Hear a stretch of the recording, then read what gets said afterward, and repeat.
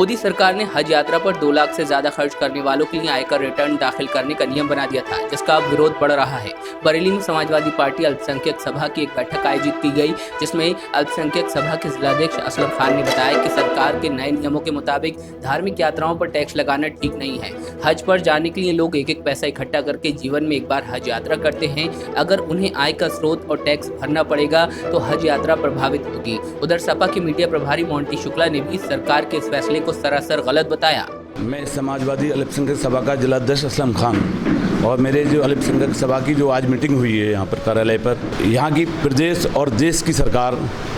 अल्पसंख्यकों को और ख़ास तरीके से मुसलमानों को जो हज जाने वालों पर टैक्स लगाना चाहती है, टैक्स लगाने का काम कर रही है। अगर आवेदन करेगा तो वो रिटर्न फार्म के साथ आवेदन करेगा, इससे पहले के आवेदन नहीं करेगा। अगर ऐसा इस सरकार ने किया या किसी धार्मिक स्थल, चाहे हिंदू हो, मुसलमान हो, सिख हो, ईसाई हो, बौद्ध हो, पारसी हो, अगर इन लोगों के खिलाफ ये सरकार कोई गलत कानून, काला कानून लाती है, हम उसका बहिष्कार करेंगे और उसका पुरजोर विरोध करेंगे। अगर ये सरकार बिल लाई, अगर इसमें कोई तब्दीली लाई तो हमारा अल्पसंख्यक सभा बहुत बड़ा प्रदर्शन इस बरेली के अंदर करेगा। देखिए, ये समाजवादी पार्टी के अल्पसंख्यक सभा के जिलाध्यक्ष हैं असलम धंतिया जी। इन्होंने कार्यक्रम का आयोजन किया है और विषय बहुत महत्वपूर्ण है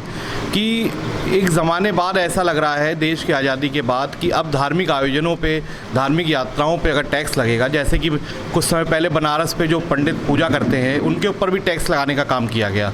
और कहीं ना कहीं अब हज यात्रा के ऊपर भी इस सरकार का